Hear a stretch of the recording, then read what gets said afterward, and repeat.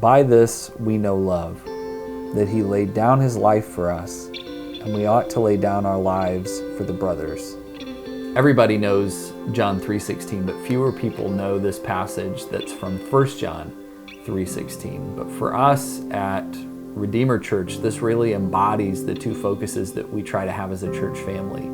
First, the emphasis on Jesus Christ. We call ourselves Redeemer Church because we want to point always to Jesus, our Redeemer. Redemption means being won back. We believe that Jesus willingly gave his life for us so that we could be won back from evil and death. And so that's our first message. But then as an outflow of that, we believe we're called to lay down our lives for one another, which is not necessarily a call for most of us to literally die on behalf of one another, but it's a powerful call all the same. It's a call to serve one another in humility, to love and serve other people around us, and to do that with a passion. My name is Jacob Swain, and I'm the pastor of Redeemer Community Church in Carbondale, Illinois.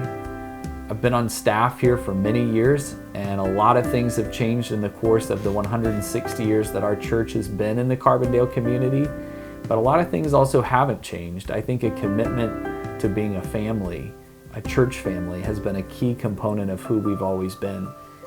In the New Testament, that's the way that the churches are functioning, as bodies of believers who serve one another and those around them.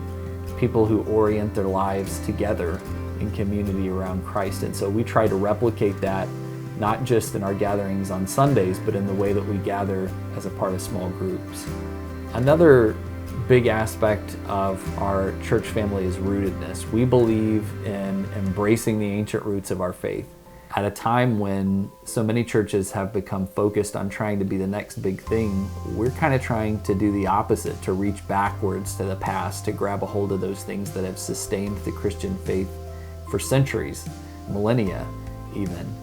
Which isn't to say that we don't embrace new ways of living out that rootedness of our faith, because we do, but we certainly make it a priority to not try to reinvent the wheel. And you can see that in our statement of faith about what we believe. We utilize the ancient creeds of the church that are over 1,500 years old. They're ancient, but they have consistently given Christians all around the world, century after century, something to point to and say, this is what it means to be a follower of Jesus. And a lot of what that means doesn't change with the times. We place a high value on authenticity in our church family. There's so much fake that people have interacted with in churches, and so we know that people are hungry for authenticity, and as pastor, I really try to model that myself by owning the ways that I deal with brokenness and sin and struggle in my own life, because we want to bring all that stuff out into the light so that we can help carry those burdens together rather than trying to hide them. I see one of our most important tasks as a church family as being worship, and I use the word task, whereas I think a lot of people have begun to use the word worship experience, because I believe that worship is a work that we do. It's something that we come together to do, to offer to God our praise and to offer to him the honor that is due to him. It's a task that I think is set before us as God's people. For us, it's not a time for entertainment or a time of just trying to have some kind of emotional experience, but it's about actually putting the emphasis on God and what God's done and what he's doing around us, which is a great responsibility for the people of God. And definitely there are moments of great joy in worshiping God in some seasons, but in other seasons, if we're being honest, it feels more like a task because life is hard.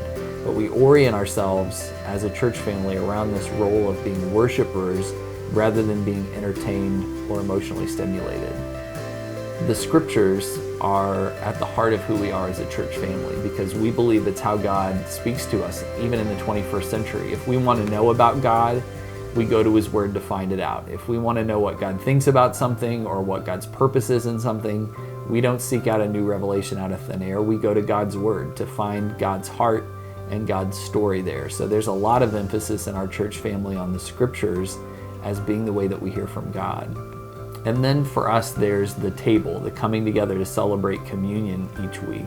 We love Christ's table as a church family because it's the place where we all meet each other as equals. There's so many aspects of worship, from preaching and singing that involve talent and trying to get our act together in a certain way, but coming to the table is so simple. It's such a simple act of coming together to pray prayers that are ancient, to hear words that are rooted in the scriptures, to gather ourselves fully around the truth of the sacrifice and broken body of Jesus.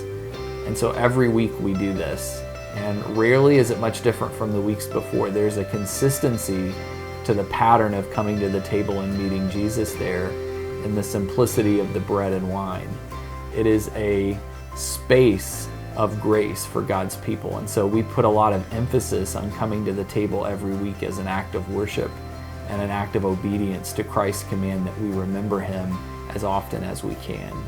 The invitation that I would offer to our community is to come and see what God's doing here. We know we're not the ideal church for every person. By God's grace, there are dozens of churches in our area that help people meet and follow Jesus, and we honor that reality. We've got good relationships with other churches and can even help people find other congregations if we're not a good fit for what they and their family need.